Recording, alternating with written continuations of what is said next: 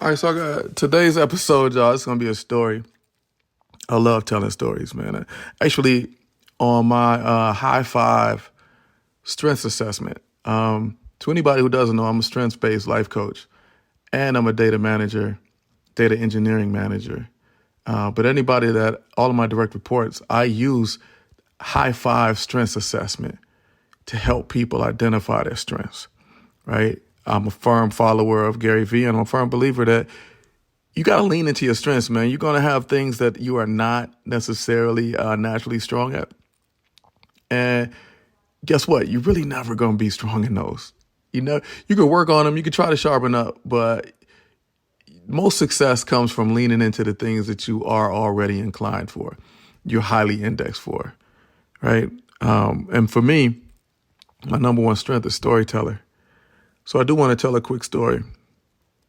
I don't know how many of y'all saw, Deion Sanders, Coach Prime, when he walked his two sons had senior day, Shiloh and Shador, and they walked, and their father was there with them, and their mother came out, and as soon as the mother was there, Prime ran, man. Prime, like, he had a few toes removed, amputated, right? So it was like shocking that he could still run this fast, but he dipped.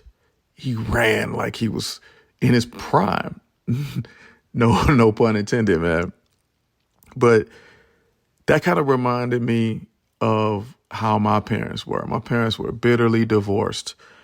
Right at my high school graduation, they sat on opposite sides of the stadium, and I had to go visit each one of them after it was over.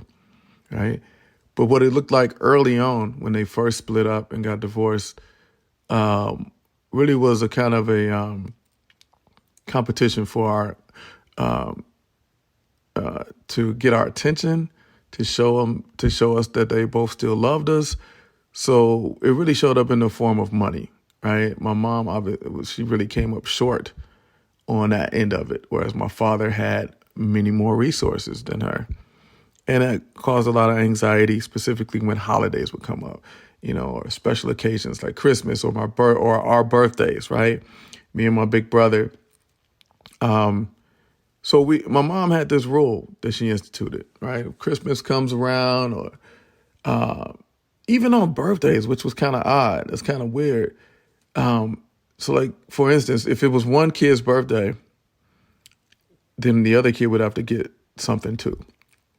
As a parent now, I don't go by that. I don't understand how sustainable that was ever going to be. But, so for instance, if my brother got a gift, my mom would try to find some way to get some watered down version of that same gift for me. And this actually happened one time, and it actually was kind of life changing. So my brother, he was a very curious kid.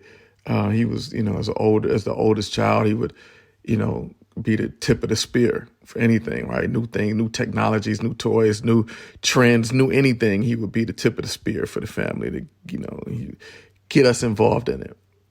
As technology came around in the 80s, when the 80s hit, like 1981, 82, you started seeing computers pop up, right? And one of the things my brother asked for one day was he wanted a Commodore 64 computer.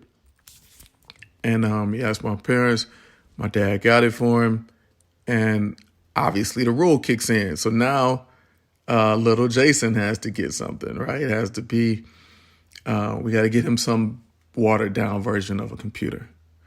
And I asked for this thing called an electronic learning machine. I think it was by, oh man, anybody who's listening to this, help me out with this name of the company that used to make electronics for kids.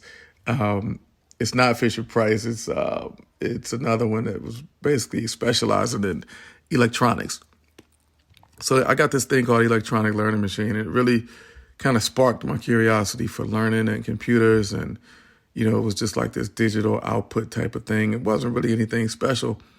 But my brother jumped right in to this Commodore 64.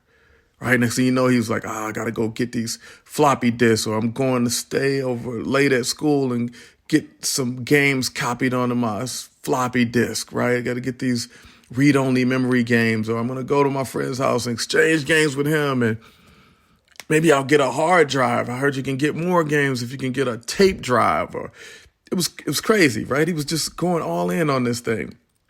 So I would like go in his room sometimes, and I see him in there, and he's like eager to show it off to me.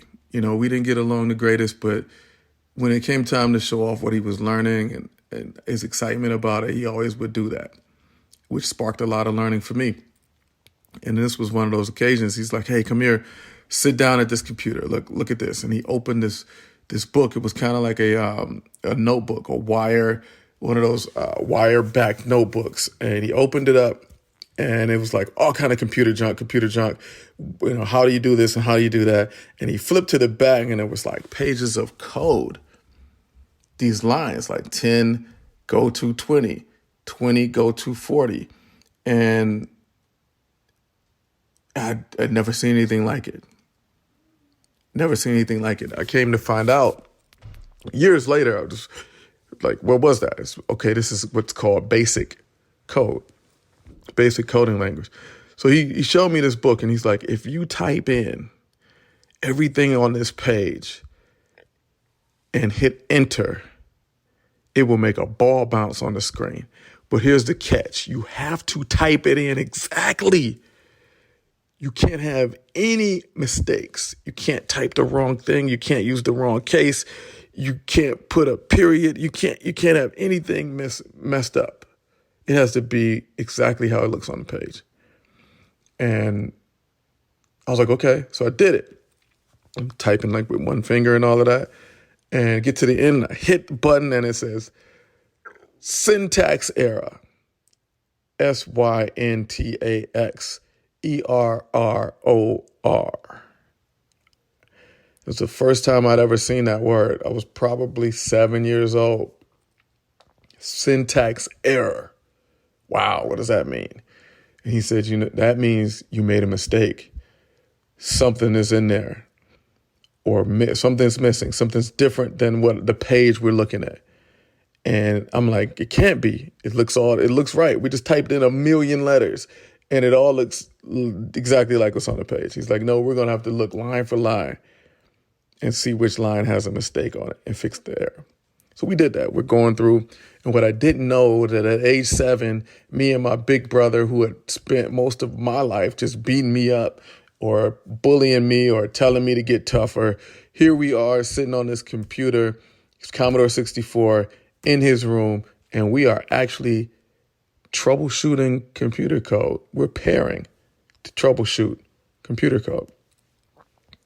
I say all that to say, I say it that way because at 48 years old, I'm a data engineering manager, and I manage some people who on a weekly basis have to pair to troubleshoot computer code. I mean, it's basically how I've built my whole career. So it's interesting to go back to this day. We hacked at it a little bit longer. We found that it was a letter or period or whatever it was that was missing. We corrected it. We hit enter, and that ball bounced on the screen, y'all. Boop, boop, boop. So sweet. We both looked at each other. It's unbelievable. I mean, this is the 80s. Completely unbelievable. Oh my goodness. What did we just do? It's like, what else can we do? And he's like, there's so many things. And he grabbed a notebook and he flipped to the next page, and it says, we can change the color of the screen or change the color of the cursor and the text that we're typing in to any color we want. Any color combination of the background and the text. Whoa! That is something that, man, like right now, it's like, yeah, you take that for granted. But it was, in our eyes at that moment, it was like, I cannot believe we got to do it. So we did it. And we sat there for hours just make another color ball bounce. Do this, do that. And there was some even harder ones at the end. We didn't get to those right away. But it was a beautiful day. It opened our minds to things. It's interesting The socioeconomic reflections on access to technology. I didn't realize in that moment I was pairing with my big brother. I was pairing in a coding session. I didn't realize that until later on, after like my third year of college and my second college, after dropping out the first time. And I realized that this was the beginning of my career, coding, with my brother. May he rest in peace. Big J. Yeah, it was a great time. I get a little emotional thinking about it. We had some tumultuous relationships, or we had some tumultuous interactions as brothers are known to do. He had some issues regulating his emotions. He was a super smart guy. So what our high school guidance counselor said, that he was intelligent to the point of brilliance, but he had some issues regulating his emotions. And that mostly showed up in his treatment of me. So it's good to have that beautiful moment to look back at and know that not only was it beautiful, it's really a cornerstone of some things that I still am sitting on the foundation of right now. Yeah. So I encourage y'all to think about a moment or a gift, something that changed the trajectory of your life. And you didn't even know it at the time, right? Sometimes we don't even realize what's happening. Something is like it looks like just a regular rock, everyday rock, but it's really a cornerstone of what we're going to build our whole lives on going forward. And that can be beautiful, man. So I just wanted to take a moment and reflect on that moment, reflect on that beautiful memory, not only for the interactions between me and my brother, not only for this foundation of me having a tech career that would kick in later, but also for that discussion of access to technology in certain socioeconomic brackets. This was not a thing that was popular for us. Getting on a computer was something that we did on a whim because it was all based off my brother's excitement, curiosity, and intelligence. If he had not been such an intelligent and curious and adventurous person, that computer would have never made it into our house. He was the only one with the inkling to bring that thing into our home. My parents never would have thought about anything like that. Neither one of them graduated high school, and they were older people. They were both born in the late 20s and late 30s. Yes, and I mean 1920s and 30s. My father was born in 1927 in Alabama, and my mother was born in 1936 in Mississippi. It's no fault of theirs, but they had no ability to bring that to us. So shout out to my brother. May his soul rest in peace. We'll talk about him a little bit more in other episodes, but yeah, this is a good one. Yeah, so if you had a Commodore 64, you had any kind of old school computer that you got exposed to in those days, and it still sparks either your career or some interest in tech that you have, shout out, man. I can relate. Yeah. So thanks for listening, y'all. I love y'all. Ready to revolutionize your content creation? Discover Deep Brain AI, the cutting-edge solution in AI video synthesis. Create lifelike AI videos with ease, ideal for presentations, educational content, or just boosting your digital marketing. Your AI avatar waits to deliver messages with natural expressions and natural voices. It'll be just like hearing and seeing you and me. Experience the future of communication with Deep Brain AI. Discover more right now at what'sgood.work and click on our link that says visit our sponsor.